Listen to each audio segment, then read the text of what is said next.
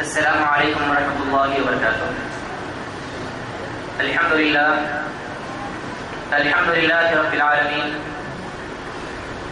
والصلاة والسلام على رسوله الكريم وعلى آله وصحبه أجمعين ومن تبعهم بإحسان إلى يوم الدين. أما بعد فإن خير الحديث كتاب الله وخير الهدي هدي محمد صلى الله عليه وسلم وشر الأمور محدثاتها وكل محدثة بدعة وكل بدعة ضلالة وكل ضلالة في النار. أعوذ بالله من الشيطان الرجيم. بسم الله الرحمن الرحيم. والذين لا يدعون مع الله إلها آخر ولا يقتلون النفس التي حرم الله إلا بالحق ولا يزنون ومن يفعل ذلك يلقى أثاما يضاعف له العذاب يوم القيامة ويخلد فيه مهانا إلا من تاب وآمن وعمل عملا صالحا فأولئك يبدل الله سيئاتهم حسنات وكان الله غفورا رحيما.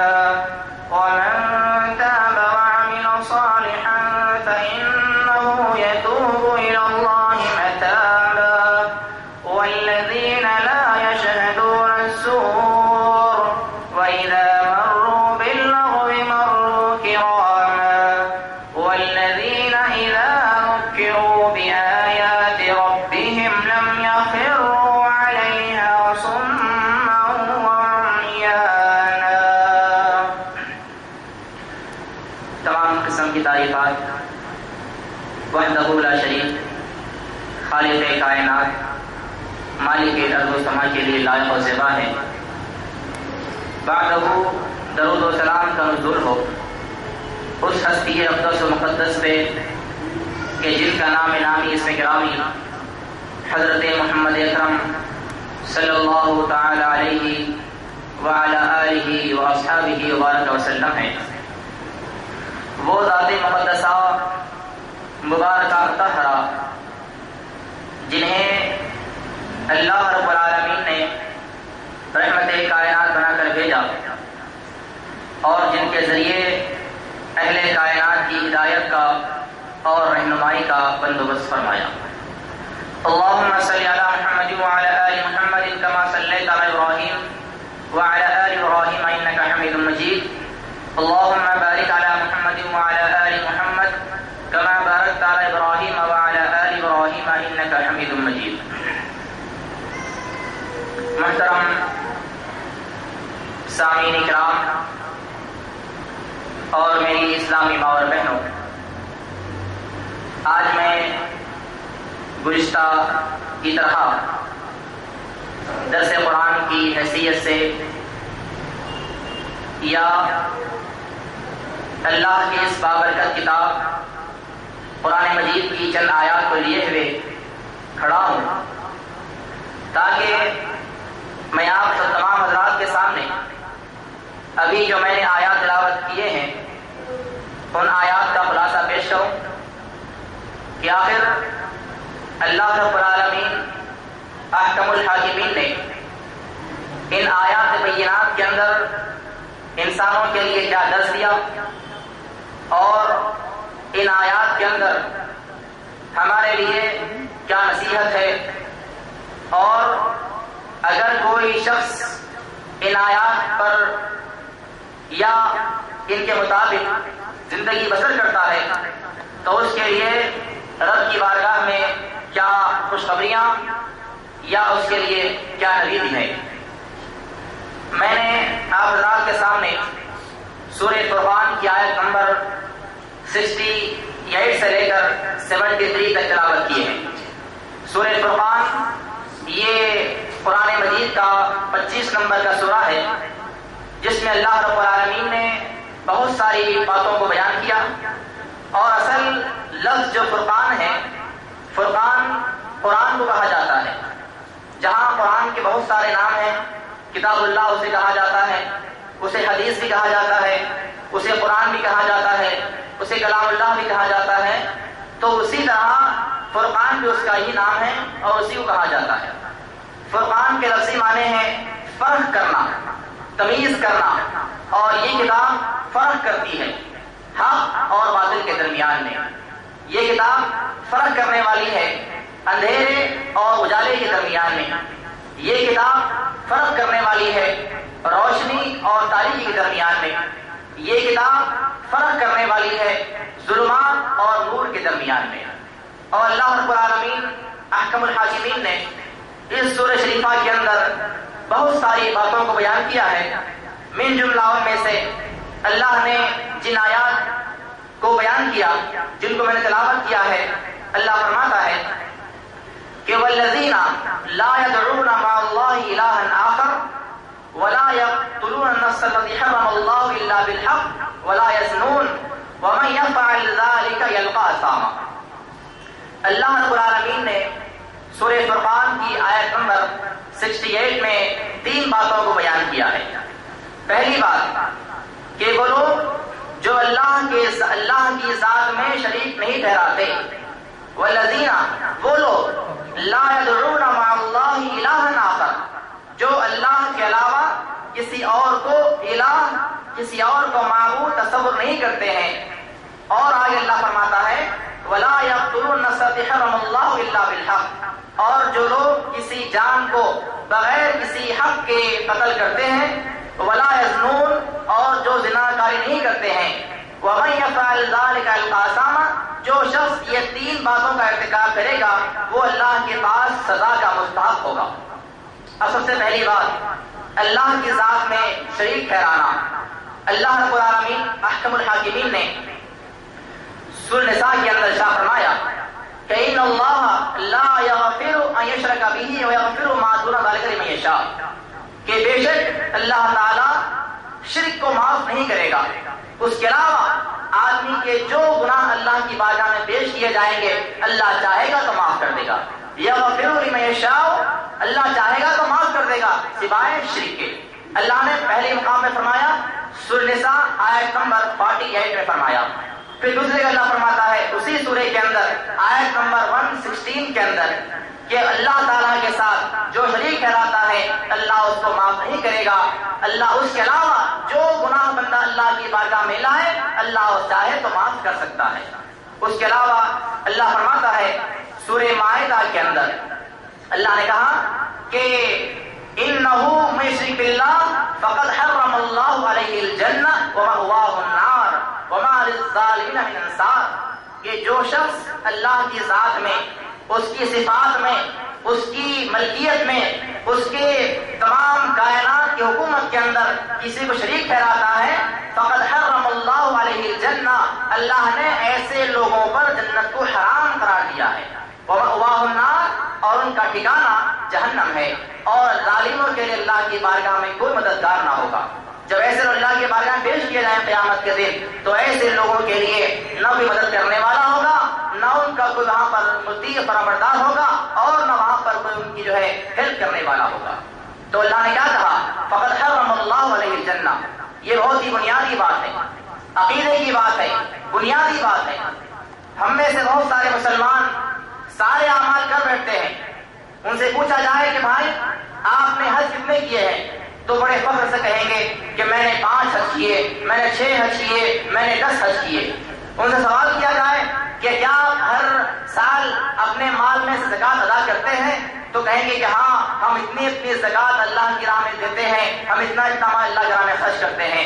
ان سے سوال کیا جائے کہ اگر رمضان کا مہینہ آئے تو کیا آپ روزہ رکھتے ہیں تو کہیں گے کہ ہاں الحمدللہ جب سے میں جوان ہوا ہوں، جب سے شعور میں آیا ہوں، جب سے آج تک میرا کوئی رمضان کا روزہ نہیں چھوٹا ہے. یہ ساری باتیں اپنی جگہ بجا ہیں اور درست ہیں، لیکن اگر روزوں کے ساتھ، نمازوں کے ساتھ، حج کے ساتھ، قربانی کے ساتھ، عبادات کے ساتھ، زکات کے ساتھ اگر کوئی شخص شرک کا ارتکاب کرتا ہے تو اس کے وہ سارے اعمال اللہ کی بارگاہ میں برباد ہو جائیں گے. یہ تو عام لوگوں کی باتیں ہیں. اللہ نے عام لوگوں کو خطاب کرتے ہوئے فرمایا کہ جو شرک کرے گا اس کے سارے اعمال برباد ہو جائیں گے. اور جہاں تک مسئلہ شرک کا ہے تو اللہ نے اتنا اس سے ڈرایا لوگوں کو کہ اللہ رب العالمین نے ایک مقام پہ فرمایا, اللہ نے سارے انبیاءوں کا نام لیا, اس کے اندر تقریباً 21 انبیاءوں کے نام ہیں. انبیاء کسے کہتے ہیں؟ نبیوں کو, رسولوں کو. رسول کون ہوتا ہے؟ نبی کون ہوتا ہے؟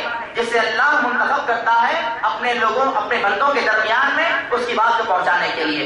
تو اللہ کے منتخب بندے انبیاؤں سے اللہ خطاب کرتے فرماتا ہے نام لے لے کے, اے ابراہیم, اے موسیٰ, اے داؤد, اے اسماعیل, اے خلیل اللہ, اے ذبیح اللہ, اے عیسیٰ, اگر تم سارے من سے کوئی ایک بھی شرک کرتا یا تم اگر شرک کرتے لَيَحْبَطَنَّ عَمَلُكُمْ, میں تمہارے اعمال بھی برباد کر دیتا. اللہ نے سارے انبیاءوں کو مخاطب کرتے ہوئے کہا. اس کے علاوہ اس سے بھی عظیم تر اگر شرک کے بارے میں دیکھیں گے تو اللہ نے میرے اور آپ کے آقا حضرت محمد صلی اللہ علیہ وسلم کو خطاب کرتے فرمایا کہ محمد صلی اللہ علیہ وسلم لئن اشرکت لَيَحْبَطَنَّ عَمَلُكَ, اگر آپ بھی شرک کریں گے تو آپ کے بھی اعمال برباد ہو جائیں گے. اب آپ غور کیجیے, اندازہ لگائیے کہ شرک کتنا عظیم تر گناہ ہے, کتنا بھیانک گناہ ہے کہ وہ نبی جس کے بارے میں اللہ فرماتا ہے وَرَفَعْنَا لَكَ ذِكْرَكَ, ہم نے آپ کے ذکر کو قیامت کی صبح تک بلند کر دیا ہے. اور کائنات کے اندر جو شخص آپ کی تابعداری نہیں کرے گا, کائنات کے اندر جو بندہ آپ کی بات کو نہیں مانے گا, وہ ہماری بارگاہ میں رسوا ہوگا, ذلیل ہوگا. یہ نبی کا مقام ہے. اور اللہ نے ہم جیسے انسانوں کو متنبع کرنے کے لیے, آگاہ کرنے کے لیے, باخبر کرنے کے لیے, شرک سے بیزار ہونے کے لیے, شرک جیسے گناہ سے بچنے کے لیے, اس سے اجتناب کرنے کے لیے نبی کو مدد کرتے فرمایا اور کہا کہ محمد صلی اللہ علیہ وسلم اگر آپ بھی شرک کرتے تو آپ کی بھی گناہ اللہ, آپ کے بھی اعمال اللہ کی بارگاہ میں برباد ہو جاتے تھے. تو یہ سب سے بڑا گناہ ہے. اس کے علاوہ حدیث میں آتا ہے آپ اسلام نے سوال کیا صحابہ کرام سے, الا انبئکم باکبر الکبائر, اے میرے ساتھیوں کیا میں تمہیں بڑے بڑے گناہ نہ بتلاؤں, سب سے بڑا گناہ اکبر الکبائر نہ بتلاؤں؟ تو صحابہ کرام نے کہا بلا یا رسول اللہ, کیوں نہیں, ایسا ضرور بتائیے کہ بڑے بڑے گناہ کیا ہیں. تو آپ نے فرمایا سب سے بڑا گناہ ہے الاشراک باللہ, اللہ کی ذات میں شریک ٹھہرانا. اب اللہ کی ذات میں شرک سے مراد کیا ہے؟ آخر کیا عمل کرنے سے بندہ مشرک ہوتا ہے؟ آخر کیا عمل اختیار کرنے سے بندہ اللہ کی بارگاہ میں مشرک قرار پاتا ہے؟ اللہ کی ذات میں شریک ٹھہرانا. اللہ کی ذات اکیلی ذات ہے. اولاد کا دینے والا اللہ ہے, بیمار کرنے والا اللہ ہے, شفا دینے والا اللہ ہے, مصیبتیں لانے والا اللہ ہے, مصیبتیں دور کرنے والا اللہ ہے, سارے اعمال کو انجام دینے والا اللہ کی ذات ہے, سارے غیب کے علوم کا مختار اور عالم الغیب اللہ کی ذات ہے. تمام کائنات کے اندر ذرے ذرے پر نگاہ اگر کسی کی ہے تو اللہ کی ذات ہی ہے. ان تمام اعمال کو, ان تمام کاموں کو اللہ کے علاوہ کسی اور کے اندر بھی جو ہے سمجھ لینا کہ یہ بھی اللہ کے علاوہ یہ بھی غیر قائم رکھتے ہیں, اللہ کے علاوہ فلاں بھی اولاد دینے والا ہے, اللہ کے علاوہ فلاں شخص بھی بیمار کرنے والا ہے, اللہ کے علاوہ فلاں قبر والا بھی جو ہے شفا دینے والا ہے, اللہ کی ذات کے علاوہ فلاں پیر مرشد بھی جو ہے ہمیں مصیبت سے نجات دلانے والا ہے, اللہ کی ذات کے علاوہ فلاں شخص ہمارے اعمال کو درست کرنے والا ہے. یہ سمجھنا, یہ عقیدہ رکھنا اللہ کی ذات میں شریک ٹھہرانا ہے.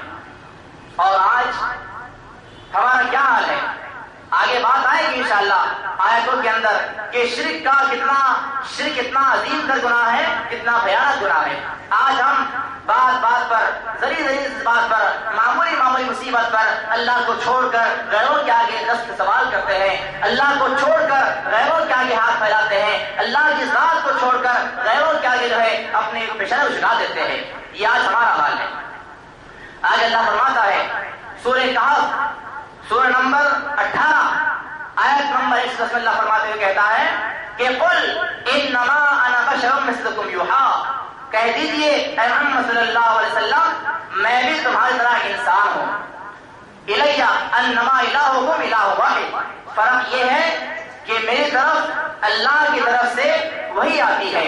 فمن کان یرجو لقاء ربہ، جو شخص اللہ سے ملاقات کا متمنی ہے، جو شخص اللہ سے ملاقات کرنے کا خواہش مند ہے، فلیعمل عملا صالحا، تو اسے چاہیے کہ وہ اچھا عمل کرے، نیک عمل کرے، ولا یشرک بعبادۃ ربہ احدا، اور اپنے پروردگار کے ساتھ کسی کو شریک نہ ٹھہرائے۔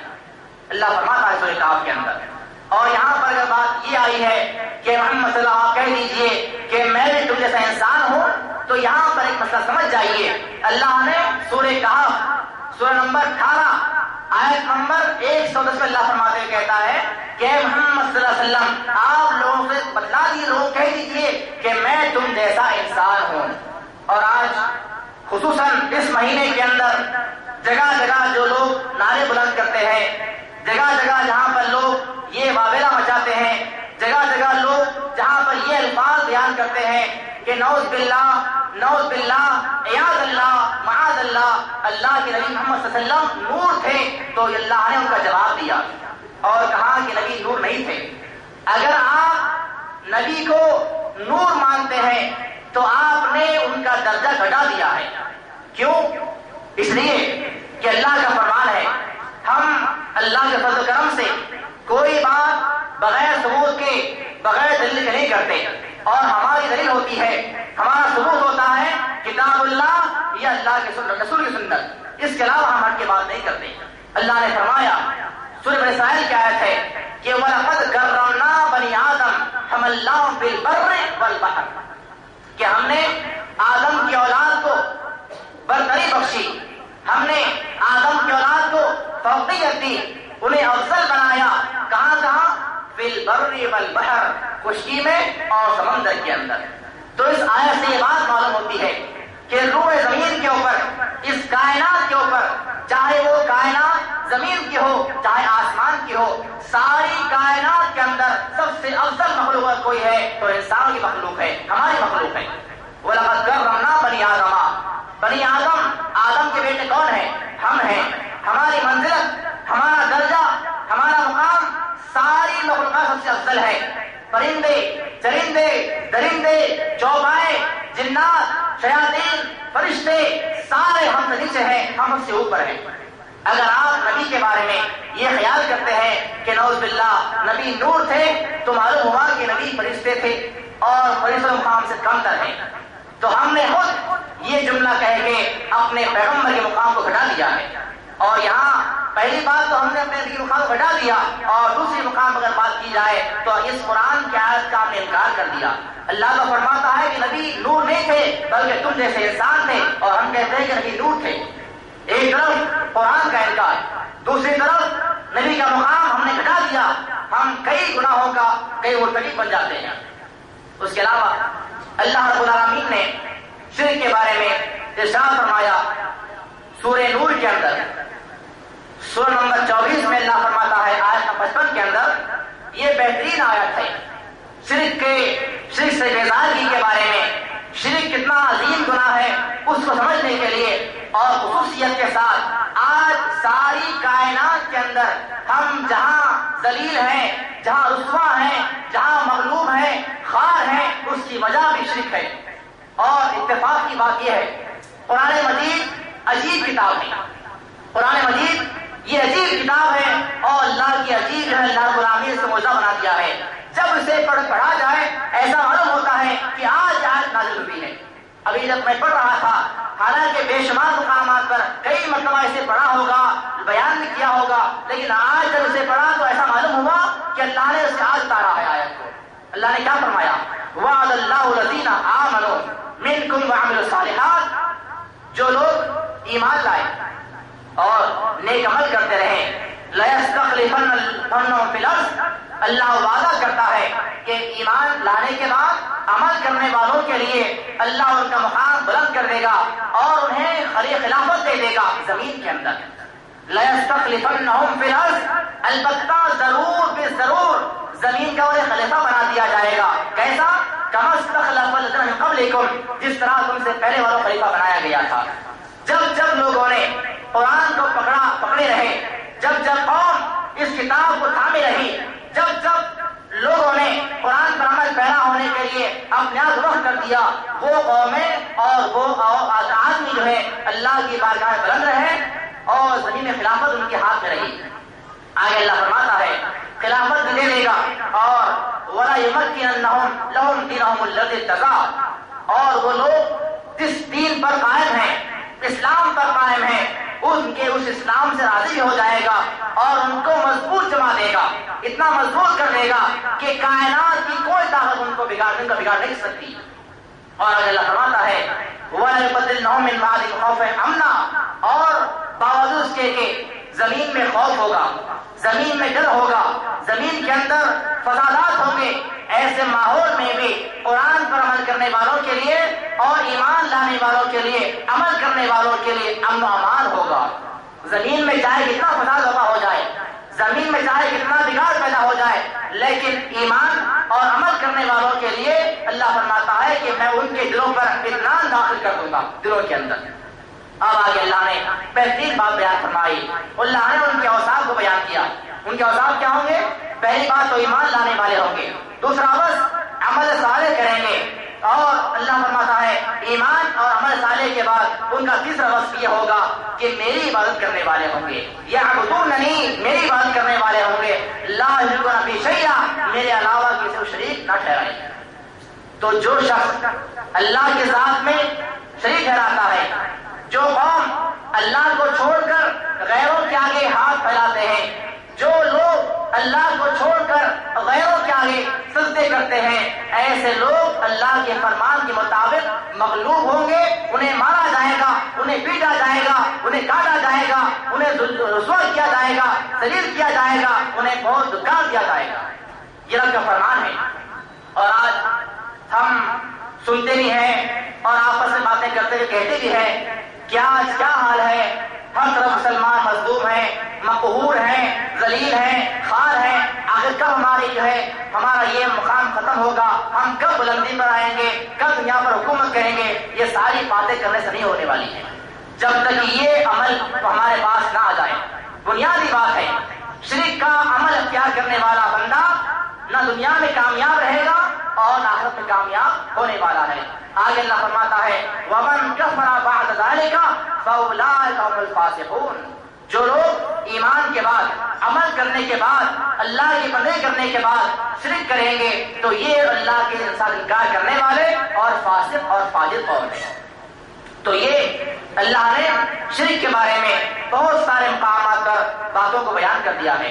اس کے علاوہ اللہ فرماتا ہے سورہ عنکبوت کے اندر کہ جب مشرکین مکہ کسی سفر کرتے تھے، کشتی میں سوار ہوتے تھے، تو اللہ نے کہا فَإِذَا رَكِبُوا فِي الْفُلْكِ دَعَوُا اللَّهَ مُخْلِصِينَ لَهُ الدِّينَ، جب مشرکین مکہ یا اسلام سے پہلے کے لوگ سفر کیا کرتے تھے سمندروں کے اندر کشتیوں میں بیٹھ کے، تو جب کشتی میں سوار ہوتے تھے تو وہ لوگ کیا کرتے تھے؟ اللہ کو پکارا کرتے تھے، اللہ کے ساتھ شریک نہیں کرتے تھے، کہتے تھے کہ آج ہم اللہ سے سوال کریں گے، آج کے دن ہم اللہ کو پکاریں گے، اللہ کے علاوہ کوئی بچانے والا نہ ہوگا۔ آگے اللہ فرماتا ہے فَلَمَّا نَجَّاهُمْ إِلَى الْبَرِّ، جب وہ کشتی سے سوار ہو کر مقام تک پہنچ جاتے، خوشی میں آ جاتے، سمندر سے اتر جاتے، تو پھر اللہ کے ساتھ شریک کراتے تھے۔ اس کے علاوہ اسی لیے حدیث میں آتا ہے ابو جہل کا بیٹا حضرت اکرمہ رضی اللہ تعالی عنہ، ابو جہل جو ظالم آدمی، کافر آدمی، اللہ کا انکار کرنے والا جہنمی شخص ہے، اس کا بیٹا اللہ کا نبی کا پکا امتی ہے اور صحابہ رسول ہیں۔ ان کا واقعہ ہے کہ فتح مکہ کے دن، جس دن مکہ فتح ہوا، اس دن میں نبی سے بچنے کے لیے مکہ سے بھاگ گیا، اور بھاگنے کے بعد ایک کشتی میں سوار ہوا۔ سوار ہونے کے بعد میں جب آگے جانے لگا تو کشتی والوں سے میں نے یہ کہتے ہوئے سنا کہ آج ہم اللہ کو پکاریں گے، اللہ کے علاوہ کوئی معبود نہیں ہے۔ جب کشتی سے میں سوار ہوا، آگے پہنچ گیا جہاں مجھے جانا تھا، ان لوگوں نے وہاں جانے کے بعد پھر شرک کا کام اختیار کر لیا۔ تو میں نے سوچا، دل میں خیال آیا، جب سمندر کے اندر بچانے والی ذات اللہ کی ہے تو تری میں بچانے والی اللہ کے علاوہ کون ہو سکتا ہے؟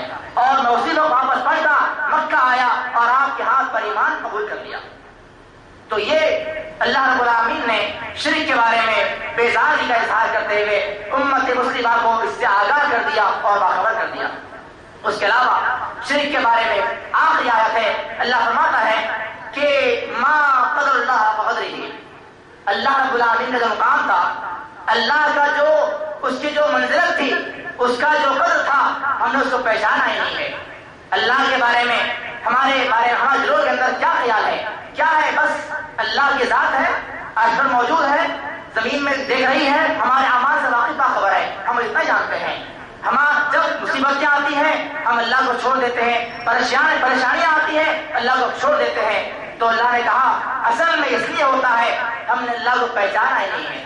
اور یہ بات اللہ کو چھوڑنے کے بعد، اللہ کو نہیں پہچاننے کے بعد، یہ ان لوگوں کی نہیں ہے جو کھلم کھلا شرک کرنے والے، جو کھلم کھلا اللہ کو چھوڑ کر غیروں کے آگے ہاتھ پھیلانے والے، جو اللہ کو چھوڑ کر غیروں کے آگے سجدے کرنے والے ہیں، ان کی بات نہیں ہے۔ یہ ان کی بات ہے جو اللہ کو مانتے ہی ہیں، یہ بھی کہتے ہیں ہم توحید پرست ہیں، یہ بھی کہتے ہیں ہم اللہ پر پختہ ایمان رکھنے والے ہیں، یہ بھی کہتے ہیں ہم اللہ پر پختہ یقین کرنے والے ہیں۔ یہ ان کی بات ہے۔ جب مصیبت آتی ہے، پریشانی آتی ہے تو فوری طور پر اللہ کو فراموش کر دیتے ہیں۔ تو اللہ نے فرمایا، اور اس کے علاوہ شیعوں کی رافضیوں کی کتاب کے اندر ایک واقعہ لکھا ہوا ہے، اس واقعے کے بارے میں، اس واقعے پر سنیں گے تو ہمارے ایمان کے اندر کسی کے دل میں ذرہ برابر بھی ایمان موجود ہے تو اس واقعے کو سننے کے بعد ہمارا دل اتنا خطرناک جو ہے طریقے سے بھڑک جائے گا کہ کب کون شیعہ ملے اسے ذبح کر دیا جائے، اسے کاٹ دیا جائے۔ اتنے ایسی باتیں ان کی کتابوں میں لکھی گئی ہیں۔ واقعہ بیان کیا گیا کہ ایک مرتبہ ایک جنگ کے موقع پر حضرت علی رضی اللہ عنہ کے ہاتھ میں تلوار تھی اور وہ تلوار سے لڑ رہے تھے۔ اچانک سامنے ایک کافر آدمی آیا اور اسے اتنی زور سے تلوار ماری سر کے اوپر کہ تلوار سر کو کاٹتی ہوئی اس کا پورا بدن گر گیا، سارا جسم آگے سے کٹ گیا اور زمین پر تلوار لگی۔ اور اس کے بعد آگے لکھتا ہے لکھنے والا شیعوں کا عالم کہ آدمی کا سر کٹ گیا، جسم آدھا دھڑ کٹ گیا، اب تلوار زمین پر لگی ہوئی ہے، زمین جو پہلی زمین ہے وہ زمین بھی کٹ گئی، اس کے بعد تلوار اور نیچے جا رہی ہے، دوسری زمین کٹ گئی، تیسری، چوتھی، پانچویں، چھٹی، ساتوں زمینیں کٹ گئی۔ اور اس کے بعد آگے لکھتا ہے زمینیں ساتوں کٹ گئی، اب تلوار اس گائے کے سینگ پر جا لگی ہے جس گائے نے زمین کو اپنے سر کو اٹھا رکھا ہے۔ ہم بچپن سنا کرتے تھے بچپن میں کہ زلزلہ اس لیے آتا ہے کہ جب گائے سینگ ہلاتی ہے زلزلہ آتا ہے۔ یہ شیعوں کی کتاب میں لکھا ہوا ہے، اور شیعوں کی کوئی ایسی بھی کتاب نہیں بلکہ ان کی احادیث کی کتاب میں لکھا ہوا ہے۔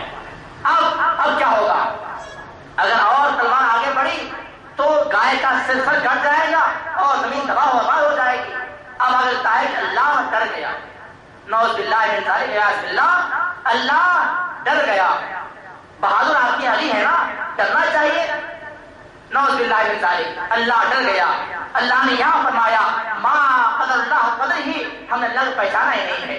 اللہ کی ذات، اللہ کا مقام ہمارے دلوں میں کیا ہے؟ اللہ ڈر گیا۔ اب اللہ ڈرنے کے بعد کیا کیا؟ کہا جبرائیل جاؤ تلوار کو روکو کہ ایسا نہ ہو جائے کہ اس کا گائے کا سر کٹ جائے اور زمین تباہ و برباد ہو جائے۔ جبرائیل السلام آتے ہیں، اپنا پر اٹھا دیتے ہیں، آدھا پر کٹ جاتا ہے۔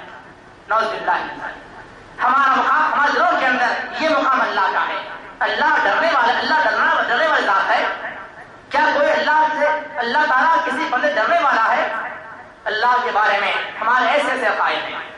تو اللہ فرماتا ہے ہم نے اللہ کو پہچانا ہی نہیں ہے جیسے اسے پہچانے کا حق تھا۔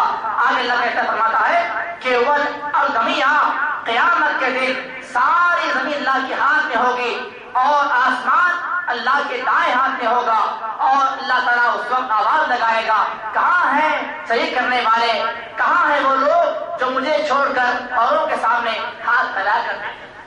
تو اللہ رب العالمین نے فرمایا کہ اللہ کے ذات میں، اس کی صفات میں، اس کی ملکیت میں شریک کرنا یہ بہت ہی عظیم تر گناہ ہے اور بہت ہی بڑا گناہ ہے۔ اب آگے اللہ فرماتا ہے دوسرا بڑا گناہ ہے کوئی شخص کسی آدمی کو بغیر کسی وجہ کے قتل نہ کرے سوائے حق کے ساتھ۔ اگر کوئی آدمی کسی کو مارنا چاہتا ہے تو اس کی 4 وجوہات ہو سکتی ہیں۔ پہلی وجہ یا تو وہ اسلام میں آنے کے بعد پھر گیا ہو، اسلام سے مرتد ہو گیا ہو۔ دوسری بات شادی شدہ ہے، زنا کا ارتکاب کیا ہوا ہے، اسے قتل کیا جائے گا۔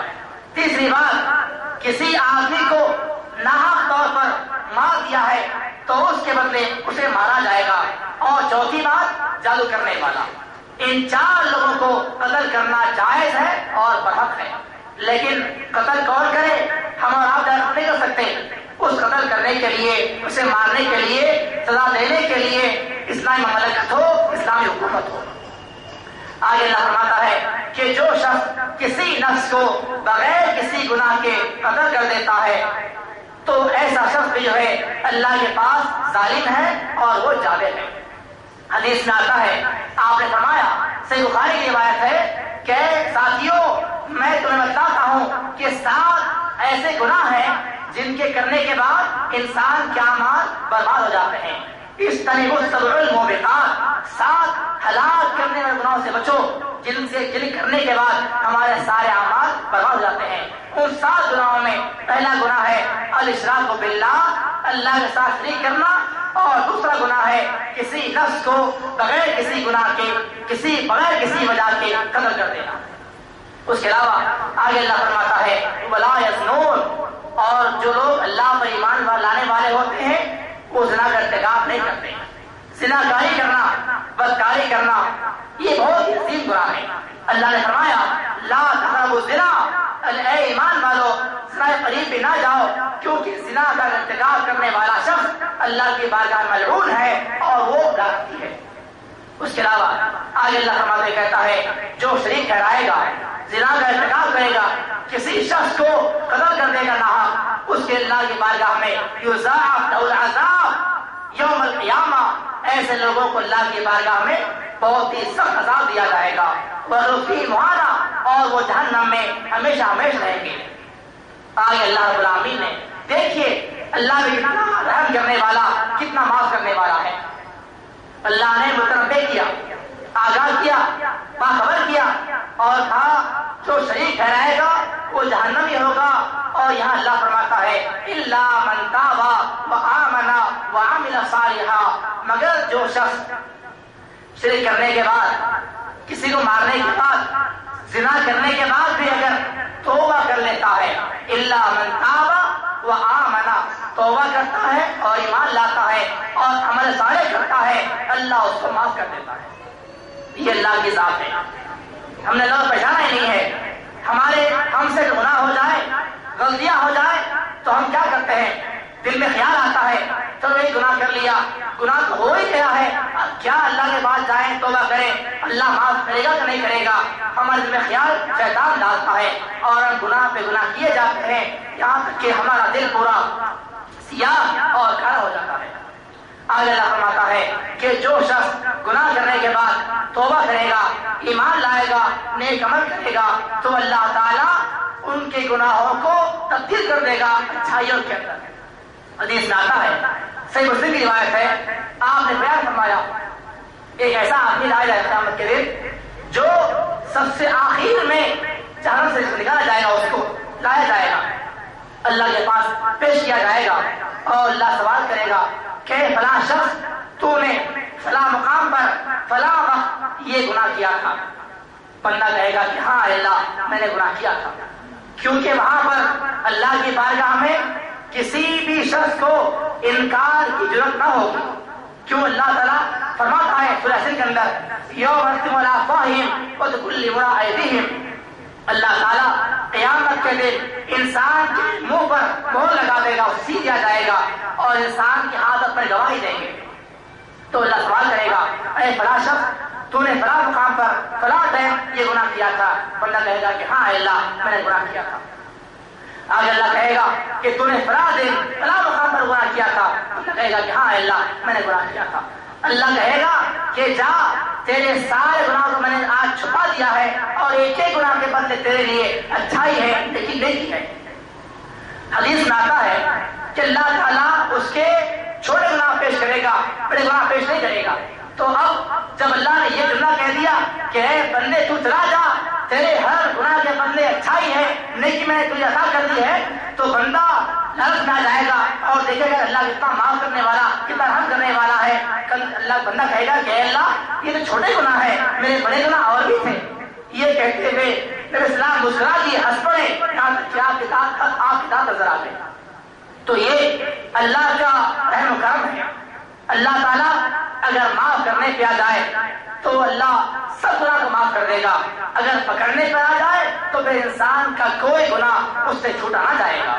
حدیث میں آتا ہے کہ قیامت کے دن جو ہے اللہ ایک شخص کو بلائے گا اور سوال کرے گا کہ اے شخص، اسے کان میں کہے گا اللہ تعالیٰ بندے کے، اور وہ بات اللہ کے علاوہ اور بندے کے علاوہ کوئی نہیں سنے گا۔ اللہ اسے کیا کہے گا؟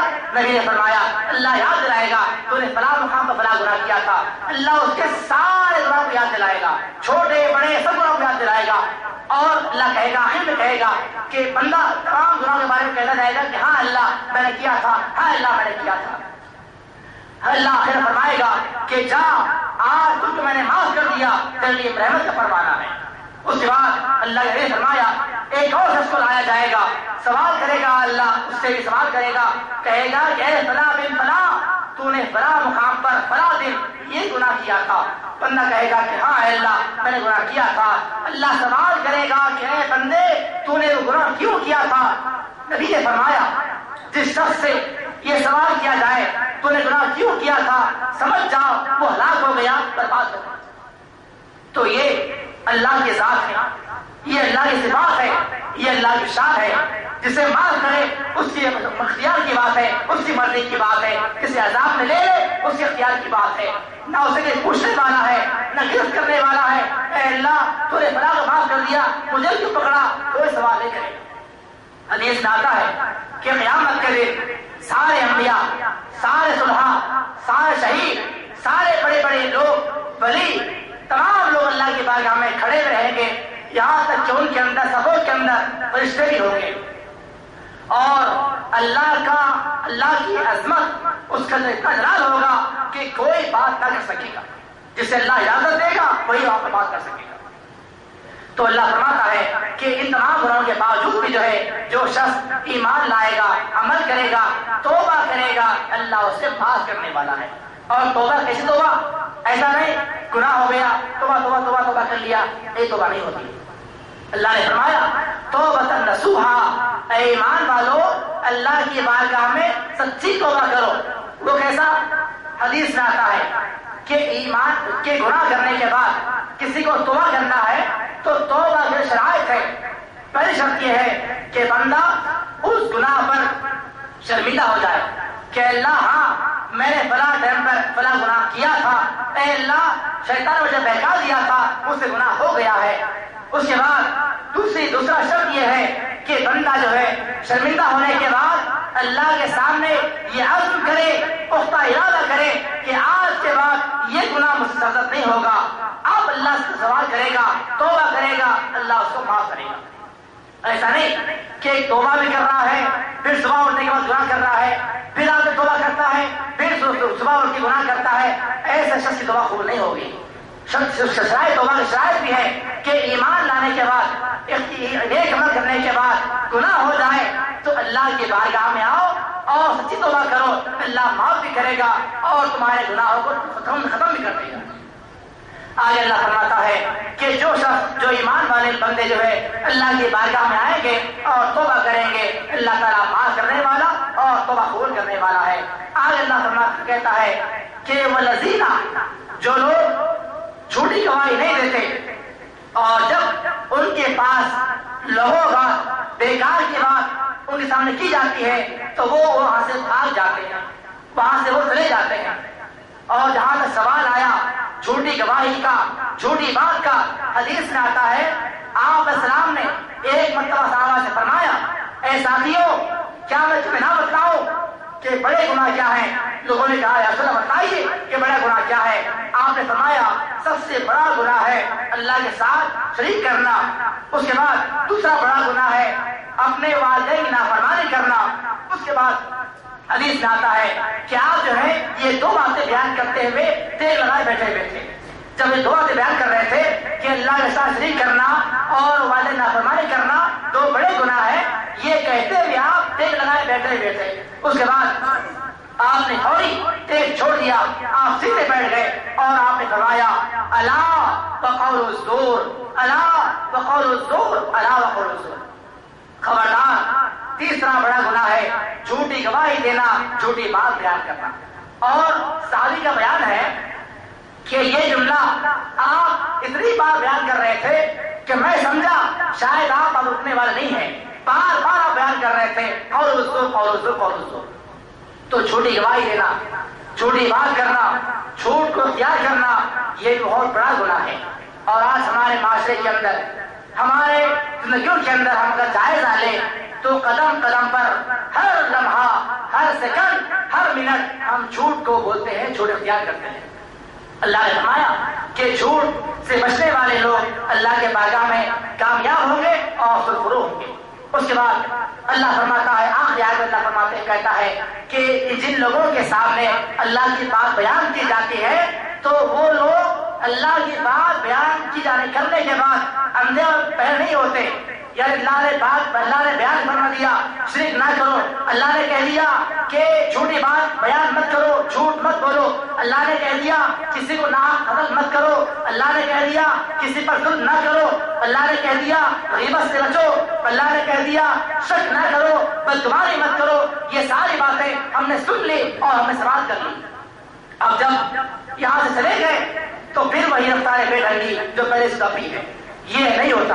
اللہ نے فرمایا کہ جو ایمان والے بندے ہوتے ہیں، جو شخص اللہ پر پختہ یقین کرنے والا ہوتا ہے، جس سے یقین ہے کہ اللہ کی بارگاہ میں جانا ہے، رب کی بارگاہ میں کھڑا ہونا ہے، تو وہ ساری باتوں کو سنتا بھی ہے، عمل بھی کرتا ہے۔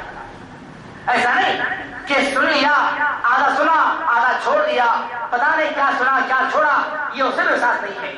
تو اللہ نے کہا کہ جو شخص اللہ کی بات کو سنتا ہے، عمل کرتا ہے، یہ اللہ کی بارگاہ میں کامیاب ہوگا اور سرخرو ہونے والے ہیں۔ تو یہ چند آیتوں کا خلاصہ تھا۔ ویسے اگر کلام حکیم کا درس، قرآن کا درس اگر ہم دینے بیٹھ جائیں تو ایک ایک آیت تو دور کی بات ہے، ایک ایک جملے کے اوپر لمبا وقت درکار ہو جائے گا۔ تو یہ چند باتیں، چند بنیادی باتیں، تاکہ ان باتوں سے ہمارے معاشرے میں سدھار آ جائے، ہمارے زندگیوں کے اندر تبدیلی آ جائے، ہمارے سوسائٹی کے اندر اچھائی آ جائے، اس لیے باتیں بیان کی جاتی ہے۔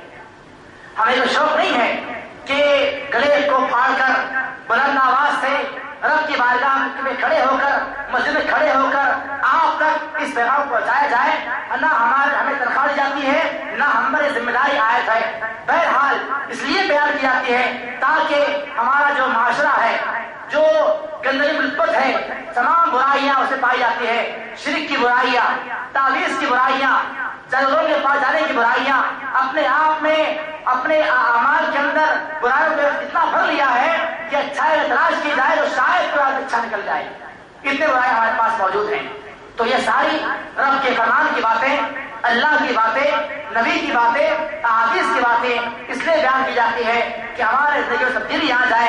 اگر یہ سننے کے باوجود بھی ہمارے زندگی میں تبدیلی نہ آئے تو پھر ہمارا سننا، ہمارا سنانا کوئی اللہ کے پاس نہ کام آئے گا، نہ ہم جو اللہ کے پاس سرخرو اور کامیاب ہونے والے ہوں گے۔ رب سے دعا ہے، اے اللہ رب العالمین، جو کچھ بھی کہا گیا اور سنا گیا ہے، اللہ تعالیٰ کہنے والوں کو، سننے والوں کو عمل کرنے توفیق عطا فرمائے۔ اے اللہ ہمارے زندگیوں کے اندر جو برائیاں ہیں، جو خرابیاں ہیں، اللہ اس کو دور فرمائے۔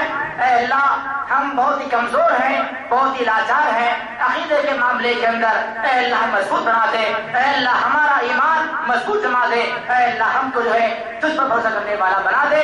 آمین۔ وأقول قولي هذا أستغفر الله ولكم۔ السلام عليكم ورحمة الله وبركاته۔